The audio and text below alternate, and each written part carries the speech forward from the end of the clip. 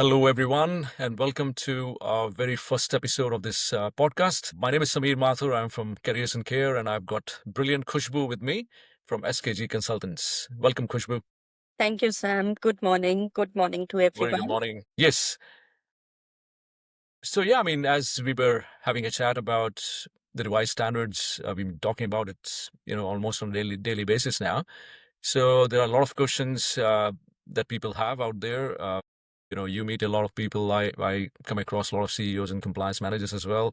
So I think it's about time that we address the issues that they have or the concerns that are going around. It's very important um, to to put it out there and discuss what we need to without any fear mongering, no jargon, just what's really happening on the ground. I believe that's very, very important. Yeah. Absolutely. Absolutely, What do you have Sam. to say, Kush? We definitely wanted to, we've been talking about having this sort of platform to come together and discuss something that is relevant for the industry. But what a better time can we have than the launch of the new revised standards when the whole industry is, I don't know what to call, whether it's a turmoil or a transformation. We'll get to see that in the coming year. But yeah, it's a very perfect timing, I would say, because the month of June is crucial for each and every person who's attached with the wet sector, with the RTO industry, be it a compliance manager, a trainer, a student services officer, the CEOs, owners of the RTOs, consultants. I think across the industry, it's just a very, very demanding time from the perspective of the change that is happening. We've all been going through it for quite some time now, but now it is there. Like we are seeing the change happening and it's coming. So it's definitely Absolutely. great. No, that's absolutely correct. And I heard it, and I like this saying, which about the change. That change is never comfortable, as such. It's messy in between and becomes gorgeous towards the end. So if we take it that Cannot way and keep it the way it is, and work on absolutely. So yeah, without any further delay, I think let's get into it. Now, before we start, I guess it's important to put those trail markers so that we don't get carried away. So, what we shall be discussing, I've made some notes. I'll probably quickly read them out. We'll start with from the ground section where we will talk about what's happening on the ground. We can share what we are hearing from different RTOs. We will move on to our Mythbusters section where we will talk about different myths and we'll try to talk about that and see what is correct and what is not. We will move on and see what's actually changing, I think, which is very, very important in our section 3. And then moving up to taking some common questions that people have. And thereafter, we'll discuss some strategies as to what we can do, as you rightly mentioned, this month, because now we have exactly 1 month to go before ASQA expects everyone to be compliant with the new standards. Definitely. So yeah, so that's the frame that we'll be putting our podcast into. So yeah, let's get right into it. The first thing that probably I would like to talk about and I would like to hear your views on is, we're both hearing different things at work from the CEOs and the compliance managers as to are we late? So, so what do you have to say about that? Are they really late or what's happening? We always hear something better late than never. So there's no two way about it that 1st of July the change is coming. Even if someone's late, if they start the action plan now and if they start planning now and they take all the measures that are required to transition to the new standards, that needs to be done. There's no question about it or not late. It would have been better if there was a pre-plan, if there was a better implementation plan towards the standards. But we cannot blame any single person in the whole system because up until now, we've been sitting on the draft documents. So even as consultants, I think it's been a nightmare to go through the final documents and, to have the final policies up and running for us. So RTOs, they've been in the midst of Yeah, confusion as well. absolutely. Yeah, that's right. And what I've heard people saying is we just finished off getting everyone across 2015 standards and now this. So I know the pain that people go through and it's not easy to implement, everything that is required by the standards. So there's a lot of struggle, a lot of training that goes into it. And yeah, suddenly things change. Though it was not very sudden, we've been, for the past 10 years, RTOs have been working on the 2015 standards. So it was definitely coming. So what do you have to say for that? Now what? What do we do now? To be honest, Sam, how we see the whole scenario is the bottom line, the goal of the old standards, the new standards. We've always worked towards a common goal of having quality training and assessment and having effective delivery of the qualifications and the training products.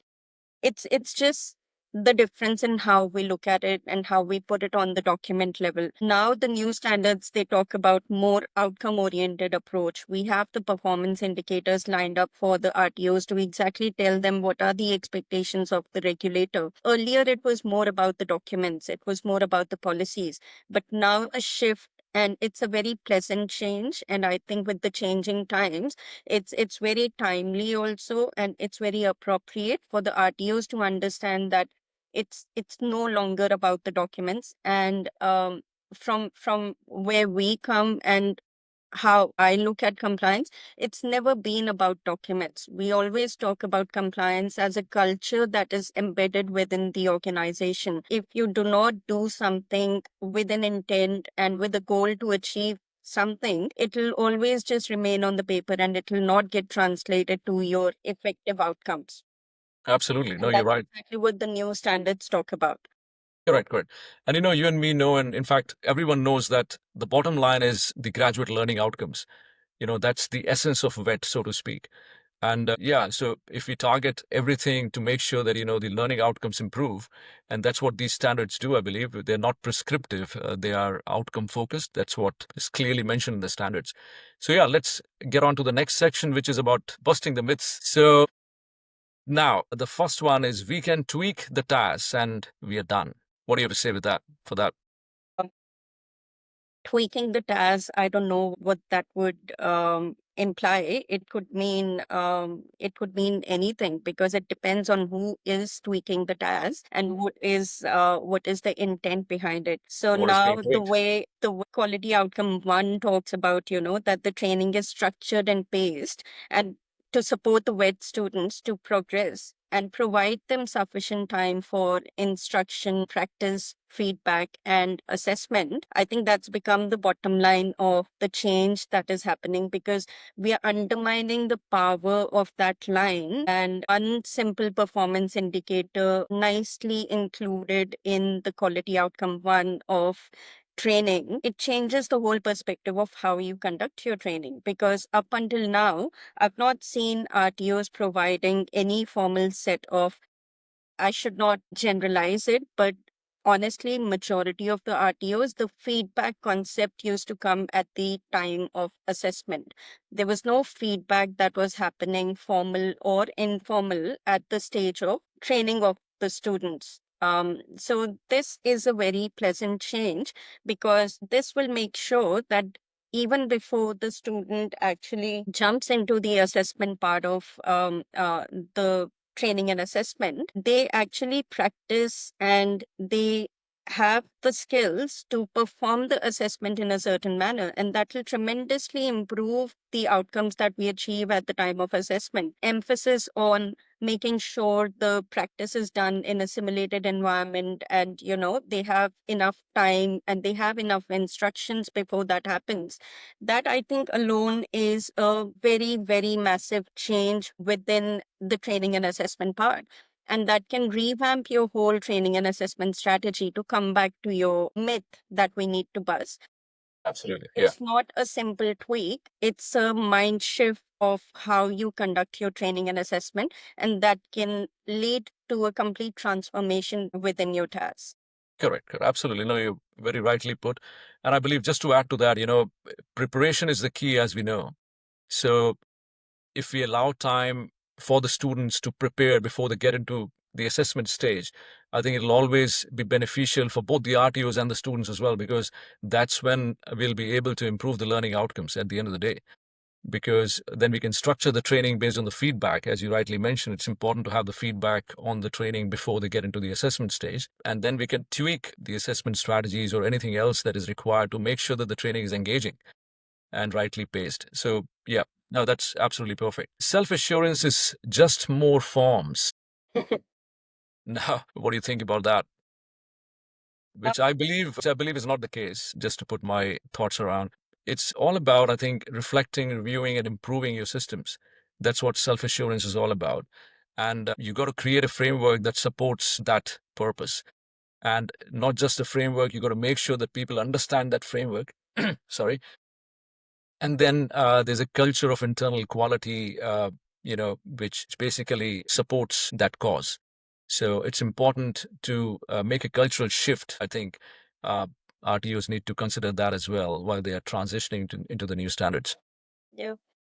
No, absolutely, Sam. I think how I look at it is even today, even within the old standards, whenever we used to have conversations with any of the RTO staff, the first thing was if we are trying to analyze their role and responsibilities, if there is a process that they're taking up, or if there is a form that they're completing, the first query that I would have from that staff is, what are we trying to achieve out of that form? So Correct. Yeah. whether it's a feedback form or a validation form or an industry consultation form, and if the staff has that understanding of what are we trying to achieve, what is the outcome? Again, we'll keep on repeating the same words because I think that's what drives the whole process. But That's right. if we understand why we are using a form when we are using a form, and we do not insert just loads of checklists and documents for the sake of meeting compliance, because within the new standards I can bet you on that just by inserting hundreds or thousands of more forms is not going to qualify you for the compliance status Correct. within the Correct. RTO industry. As long as you understand the process, as long as you understand what are the outcomes you are trying to achieve, and then you are able to put those outcomes into practice for improvements or for making changes to your existing systems, till you complete that cycle, there's no way any firm can save you from Absolutely. self assurance. No, that's absolutely correct. And I believe talking about the forms and the systems, I think it's important, especially at this stage, to spell out what exactly is required from each policy. So, talking about the outcome. So, I think the policies should be elaborate, I believe. It's very important to have the procedures quite elaborate so that person who is actually implementing that policy should have a complete clarity of what is required. Otherwise, having few dot points here and there and expecting the person to then interpret what the policy is all about, and then discover something of their own creates all the problem, and that's what leads to inconsistencies, and that's where your non-compliances kick in. So I think we'll talk about all that at a later date about how the policies should be and all that. But yes, as you rightly mentioned, correct, it's not just about the forms, but what you do with them, what the outcome is. We'll get more time. That's another talk of the town these days. So don't worry about 1st of July. We'll get more time. What do you have to say? I think after what's happened with UA, people are getting more hopeful that Correct. ASPA is also going to follow the same approach. But again, if the RTOs are not going to be prepared by 1st of July, and the RTOs which are not going to be prepared by 1st of July, I think adding 3 months to the cycle is not going to make a major shift, because we already had enough time to transition into the new phase of the standards. And as we know that sometimes, till we have the deadline in front of us, the changes, they do not start getting translated into practice. No Absolutely. matter how much time we get further to this, there has to be a cross line, and we have to accept the change, embrace the change, and sort of get on with it. And if we get another 3 months after 1st of July, my Absolutely. advice and my recommendation to everyone would be to stick to 1st of July. Make sure you have a solid transition plan into place. You implement all the changes that are happening. And then those 3 months you should be taking as a grace period for making any further changes to the systems that you're bringing into the RTO, to vet out any changes that are not working, to improvise on your systems, or making any further amendments to the policies that you implement. Correct. Correct. No, I think that's the right approach, I believe. We all studied in management that if you've got a plan for the year, try to do it in 6 months and then try to do everything in one month. That's when Does the that things get happen in done. our world? I can't assure you on that, because I think from where I see, we sit on the deadlines until we have the audits. We don't prepare for things, and True. so we are sitting in a different world altogether. Correct. But yet, wish Yeah, for I think things have to change. The mindsets have to change, I guess. And of course, with this big change coming in, I think that'll eventually happen. That's how I see it. So it's just a push that is required, I guess, in the right direction. Yeah, definitely. that's very good. Let's talk about what's actually different about the standards in this next session. What do you can you sum it up or take us through that? Again, we've spoken about this, I think, millions of times now, but the major shift in the new standards is from the document approach to the practice approach and having an outcome oriented approach. Together, the outcome standards and the compliance requirements, they are two key documents that drive the whole operations of the RTOs within the new standards. Standards, they basically define what are the expectations and what are the outcomes that are expected out of the RTO. And then the compliance requirements would give you some action plans and action items that you can derive and kind of accept into the practice of the RTO so that you meet the outcome standards appropriately, if we can put it that way. Now, coming to exactly what has changed, what are the elements that have changed, there's a lot of shift on the practical implementation of, again, the shift in the whole training and assessment, how the training and assessment needs to be paced, how it needs to be structured. That is a very major change that we're seeing within the standards.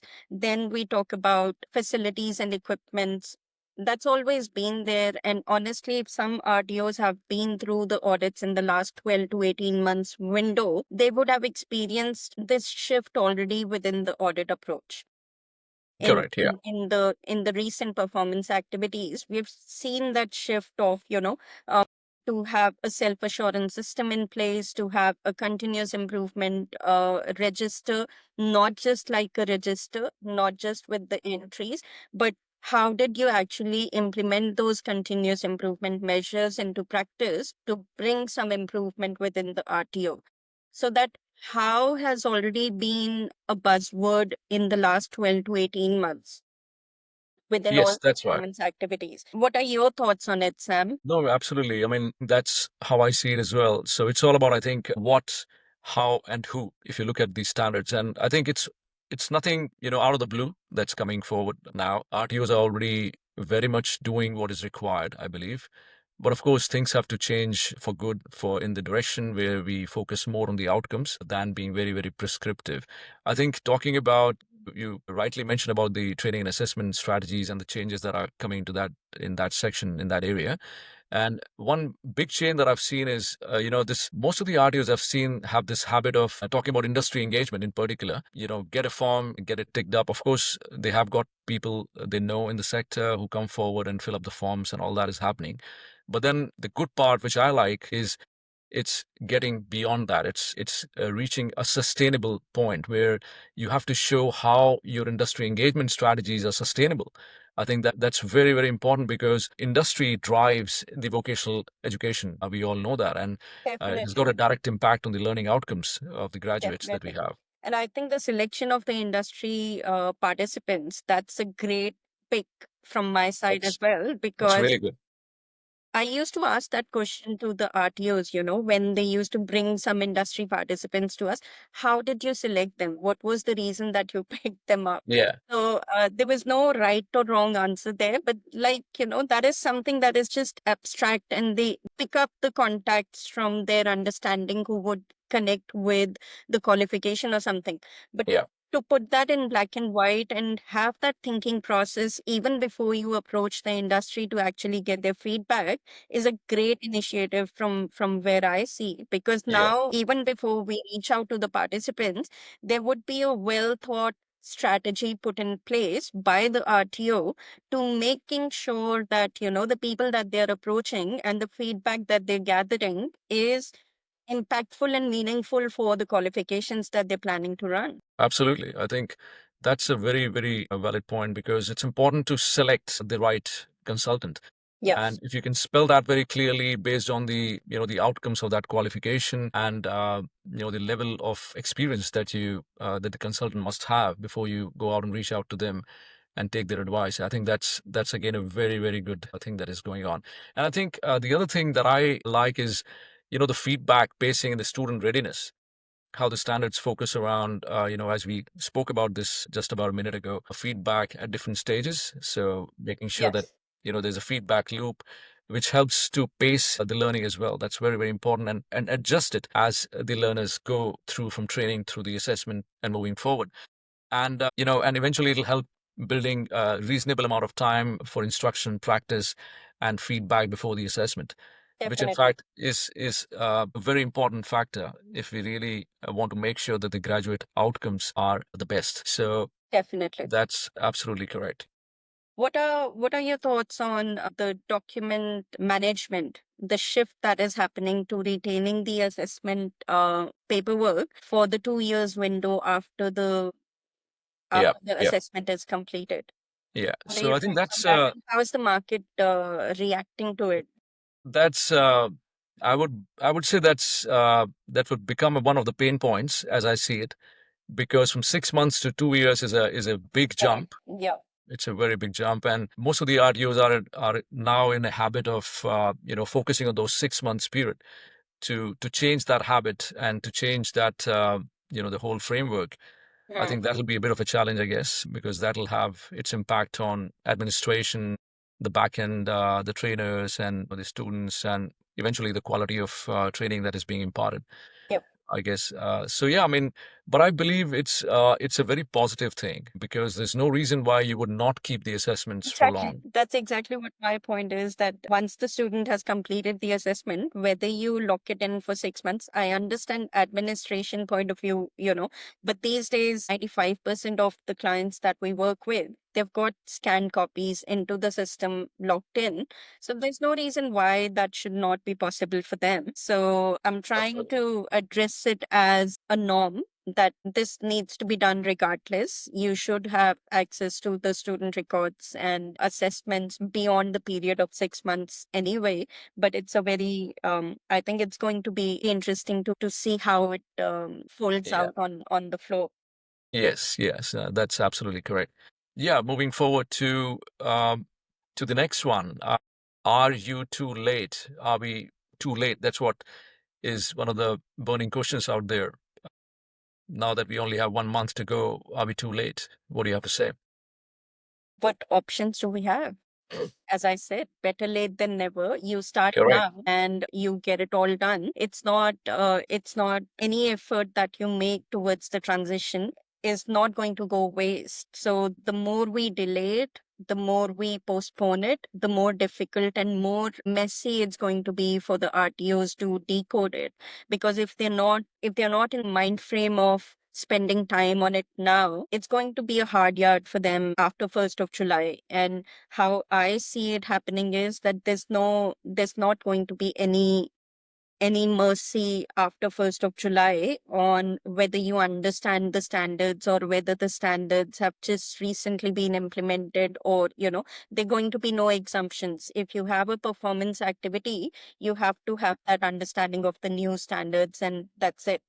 Absolutely. No, I completely agree with what you're saying. And I would say yes and no, to this burning question out there. You're late if you haven't really started, even going through the standards. So yes, you're definitely late there. But if you have and you have already spoken to the teams, within your organization about what is expected, what are the new standards about, how you're changing from being prescriptive to outcome focused, then yes, you're on track.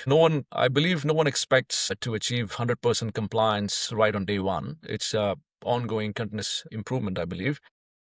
But Definitely. yes, if you've started in the right direction, I don't think you're late. Yes, I think laying a foundation towards achieving the outcome standards is what needs to be done now. And then eventually, it's going to be an ongoing cycle of making amends and continuous improvement and making sure the systems are working for the college themselves. Absolutely, absolutely. Now, moving on to our next segment, uh, what the RDOs can do this month Now that we are in June, it's about 30 calendar days left. What would you suggest? What is a realistic approach for the RTOs to take? First of all, having a set of documents, whether you work on the existing documents and map them to the new standards and revamp the existing documents, or you buy a full new, brand new set of documents, forget about implementing the documents as it is within the organization. Off the shelf solutions are not going to work in the new systems. You have to understand what is the process happening in the RTO. You get a framework for yourself. You customize that framework in order to match with the process that is happening within the RTO. Whatever changes you need to do within the documents, this is the time for you to do that. So that's going to be a crucial, step that will need to take when we talk about implementing the policies and procedures. And then That's the right. second phase would be to gather your team and have accountability attached, making sure you provide them enough training and understanding of what are the expectations of their role, and provide them with enough information, training, and feedback as part of the process. Because if the feedback from the staff is coming that a certain system is not going to work within the RTO based on what they've been doing, it's better to address it now rather than leaving it open and have a gap in operations at a later date. So these Absolutely. would be the two key things that I think colleges should be working on. Whether we pick up the existing documents or new documents, there has to be a process to look at the documents and making sure they fit the college operations and the compliance requirements. Absolutely. No, that's the direction I think the RTOs should be taking, I guess. And I think it's also, just to add to that, it's important to have a transition plan, some sort of a plan, so Yep. that you can guide your teams as to this is where we are heading towards, and keep it manageable. I think that's again very important. You don't have to do everything together at one go. Yep. Yeah, so it's Definitely. important to take it bit by bit, and as you rightly mentioned, whether they are whether an RTO is making changes into the current policies that they have, or they buy the new pack, it has to be kept manageable to keep the momentum going. Definitely. I think that's very important. Very important. And yep, so thank you very much. I think that's it for this podcast. We will keep coming back, watch the space, and thank you very much for your time. Thank you. Thank you so much.